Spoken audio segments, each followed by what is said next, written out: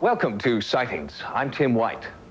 In 1952, military personnel stood together on the deck of a Navy flagship, the USS FDR, and watched as a disc-shaped UFO hovered above them. 3 photographs were taken, and this sighting was just the first of many reported aboard the ship. Despite vehement denials from the Navy, many people who served on the USS FDR believe that she was a UFO magnet.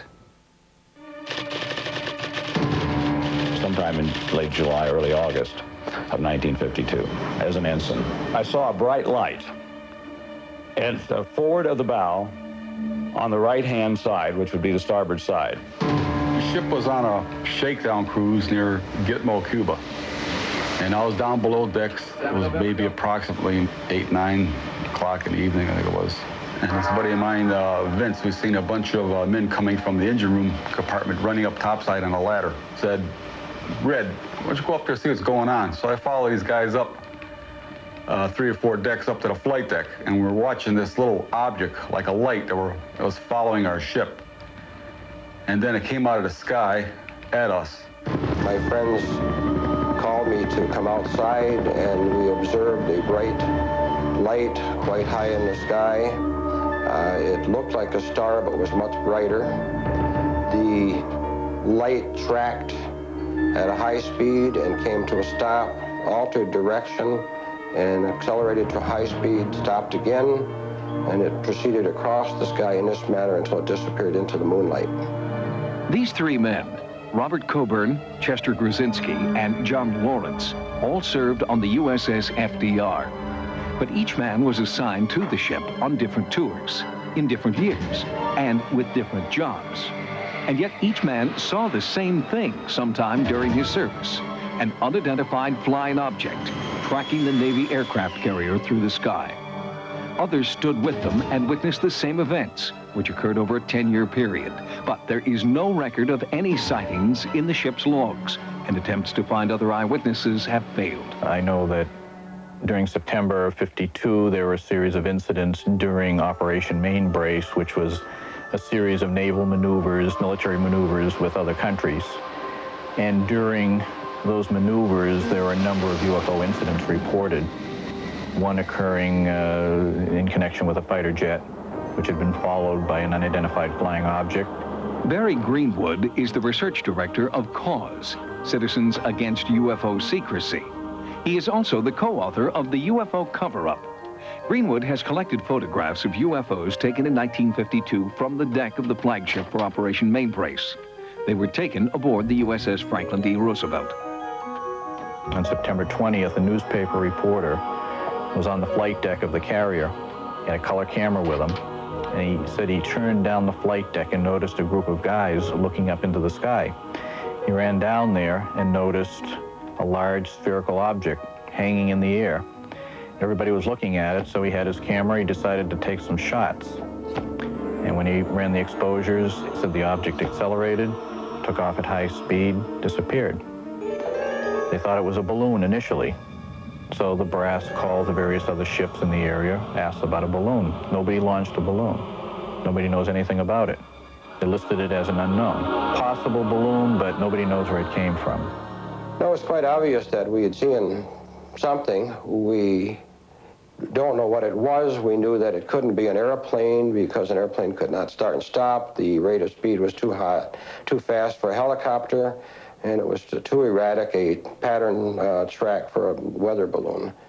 Leon Treadwell also served on the USS FDR in the 1950s. He recalls a UFO encounter he witnessed, along with several other men, while on anchor watch in Rio de Janeiro. 2 ships, or appeared to be ships, one above the other, maybe about 200 or 300 feet separated the 2 of them, and the counter-rotating lights. And all of a sudden a fireball dropped between the upper ship to the lower ship. Nobody knew what the devil was going on. There was actual radar contact on these vehicles. This painting depicts what Leon claims he and several other sailors saw on board the USS FDR that night. Several officers These are representatives of divisional departments. They couldn't believe what they were looking at. Everybody signed a release statement that nobody outside of CIC would say anything about this for at least 15 to 20 years. The CIC, the Combat Information Center, is master control for any Navy aircraft carrier. Here is where radar, mapping, target searches, and operations are conducted. We were just told to not say anything about this to anybody outside of Combat Information Center.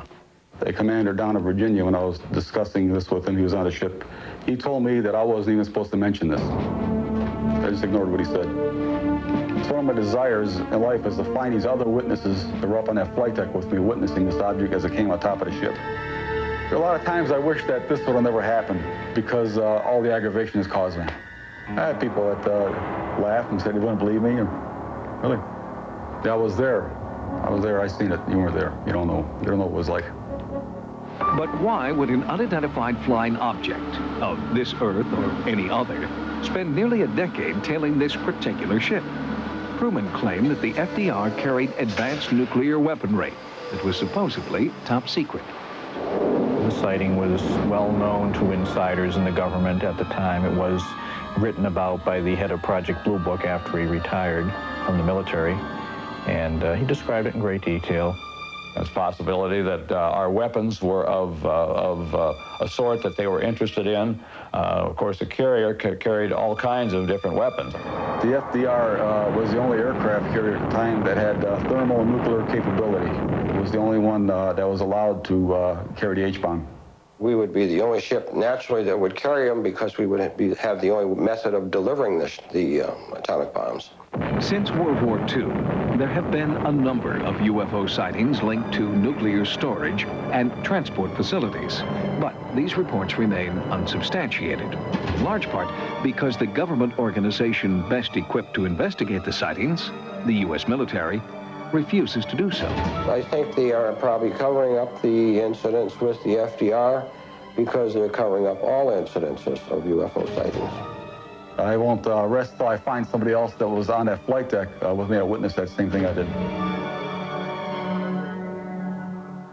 The experience of the crew members aboard the USS FDR may not be unique. Sightings is currently conducting an in-depth investigation into charges that UFO confrontations have occurred at 3 different military bases where nuclear weapons are stored. We'll bring you the results of that investigation on a future edition of Sightings.